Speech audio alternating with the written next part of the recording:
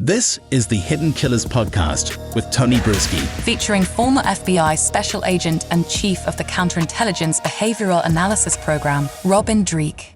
Ruby Franke taking accountability for her actions. Kind of. Yeah, like, I'll take responsibility for what I did, but I didn't really do anything, and it was all Jodi Hildebrandt. Essentially what is being said. We got the letter from the attorney right here. We're going to go through it and discuss with Robin Dreeke, retired FBI special agent. Let's begin with this. This is from Windward Law. That is her attorneys that have been representing her. And they are, well, they're trying to take a plea deal here. They are taking a plea deal with the court, pleading guilty on behalf of Ruby Franke. Before we even get into that, let me ask you this. Is pleading guilty, I mean, obviously, it doesn't look very good, of what she did. Is that the right move here rather than try and argue any of these things in court? From what we've seen in social media and everywhere else, yeah, I think this is exactly what she should do, and throwing Hildebrandt under the bus. It's playing into public opinion, I think, really well. So good on her defense for doing it. And also, when we're examining in the last bunch of weeks her behavior towards her children, we did state that she had this behavior arc that seemed to have a shift with when Hildebrandt entered the equation. And so I think she got brainwashed because it was very cult-like, where Hildebrandt kind of took charge. She found a following that she couldn't get on her own with Jodi, and I mean with Ruby, and took it to the next level. And so I think once Ruby, again, pure conjecture, my point, once she kind of broke away from that cult mentality and she's behind bars and she starts talking to rational human beings again, I think some sanity probably entered her mind, and sounds like she's taken some accountability, like you said, for really heinous, as we're seeing, heinous things to get it against her children. I mean, let's take a look at the letter itself here. I'm just going to read this off, and I want to get your reactions to it as we go through it. This is, I'm going to actually, I highlighted some parts, but I think let's just go through the whole thing because there's a lot of pieces in it. Windward Law is making a statement on behalf of Ruby Franke regarding the pending charges in the Washington County 5th District Court, along with her thoughts about her current family situation. Our client is working with the prosecutor's office and anticipates resolving this matter quickly by entering a plea agreement with the court on Monday, December 18th. We have not yet heard any of the sentencing as of our recording of this right now.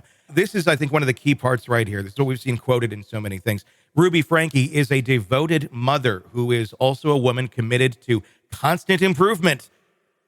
Okay. Initially, Ms. Franke believed that Jodi Hildebrandt had the insight to offer a path to continual improvement. Ms. Hildebrandt took advantage of this quest and twisted it into something heinous. Over an extended period, Ms. Hildebrandt systematically isolated Ruby Franke from her extended family, older children, and her husband, Kevin Franke. This prolonged isolation resulted in Ms. Franke being subjected to a distorted sense of morality shaped by Ms. Hildebrandt's influence. Let's pause on that piece right there and get your thoughts on all of those claims that were made in there. Is this, I mean, I get, you got to claim something here and you don't want to say, hey, it's all me. But is this really, truly all Jodi Hildebrandt? I mean, we're talking, this is a grown woman, Ruby Franke. This is someone who did have a 2 million plus following on YouTube, had all these kids. It's not like this life is new to her in any way, shape, or form. I think Ruby was primed for this kind of individual to come into her life. She had such, again, just pure conjecture from looking at what she did on social media with YouTube, with her children. She seemed to have a huge need for validation, and look at me, and insecurities generally are there because you have that huge need for celebrity, for notoriety, potentially. And when you have someone that then comes in like Hildebrandt to kind of fuel that insecurity and make her feel even a little bit better, and again, on that, so I mean, she's hitting all the key words in there: self-improvement, looking to get better, and she's describing this life arc of Hildebrandt's and herself and how they intersected. And the thing that really strikes me with the whole statement is it's very well crafted to what the layman in the rest of the world sees when they see her, when they see the situation. And I think that's what they're doing there, whether how factual it is with Ruby and how much she believes it or doesn't believe it. They're playing to I think the emotions and the impulses of the public to say, hey, I was taken advantage of. I mean, she's playing the victim role in this as well. So it's kind of interesting.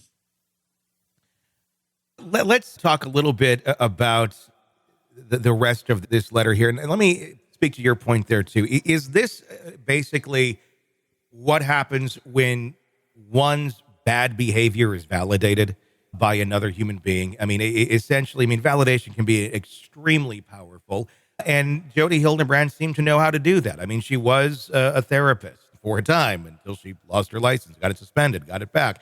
So, I mean, she had some reps in how to communicate with people, how to validate people, make them feel that their ideas are, valid, that are worthy, that they make sense.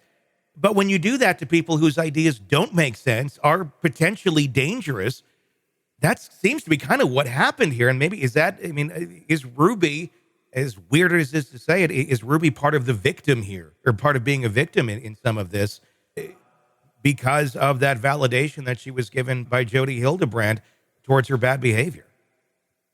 Yeah, definitely. Because as you said, Hildebrandt was a very good and is a excellent manipulator. And as Ruby even said in that statement, the lawyer said in the statement, was she isolated Ruby from her husband, from other people. And so that's what cults do. They isolate you and your ideas and interactions. So in other words, Ruby had no loving critic anymore because the husband was booted out of the system, booted out of the situation, either by choice or design.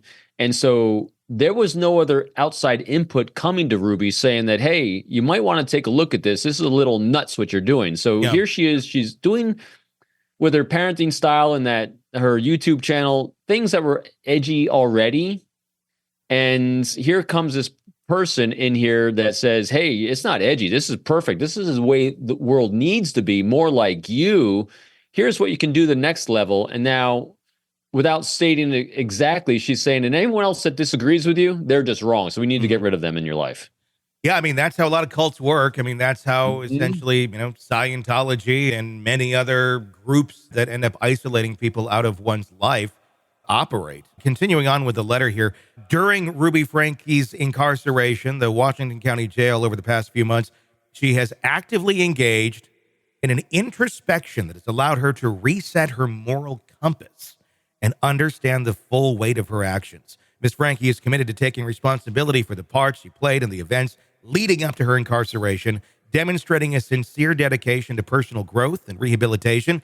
She's actively begun the process by reaching out to members of her family through heartfelt apologies. She seeks to mend relationships and contribute positively to the healing journey of her family.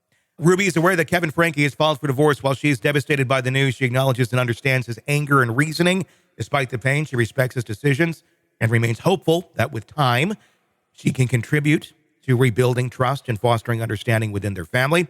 Ruby has offered her full cooperation to help the children reunite with their father. That's the gist of it. The last line is pretty much about Windward Law recognizing and agreeing with what they're saying here.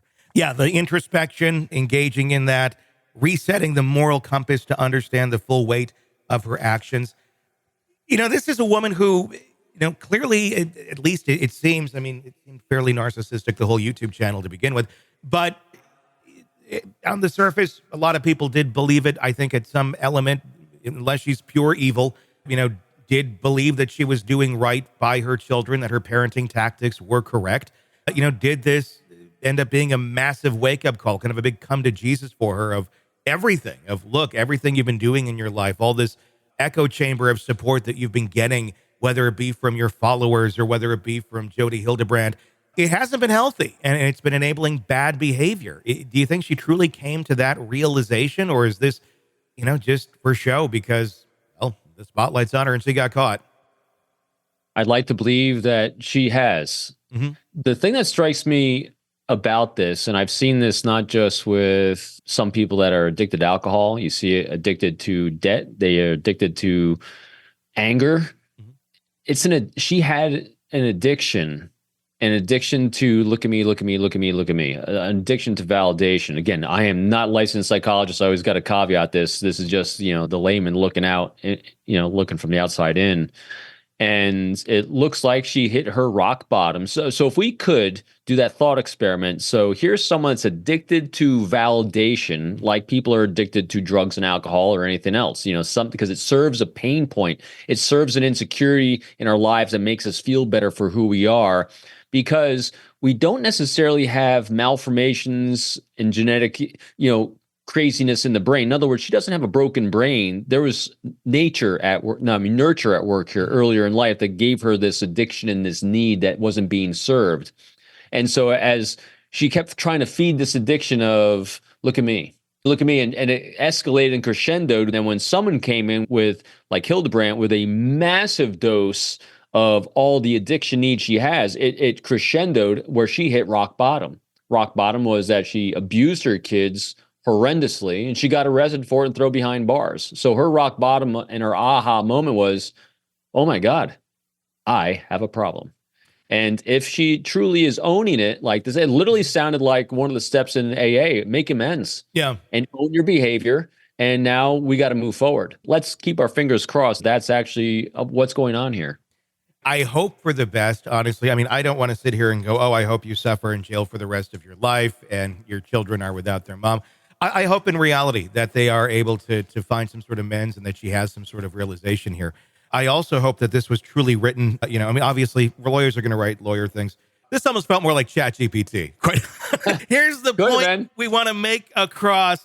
ChatGPT, do your work. But I will hope for the best in this case. Well, because what was this geared, we don't know what was geared for. Was it out of pure remorse and making amends, like, my conjecture? Or was it written just for the judge for sentencing? Here's the case, ChatGPT. How about yes for both? Yeah. Dear ChatGPT, write a confession owning our behavior that will give us a lighter sentence at sentencing for the crime of X, Y, and Z. Yeah.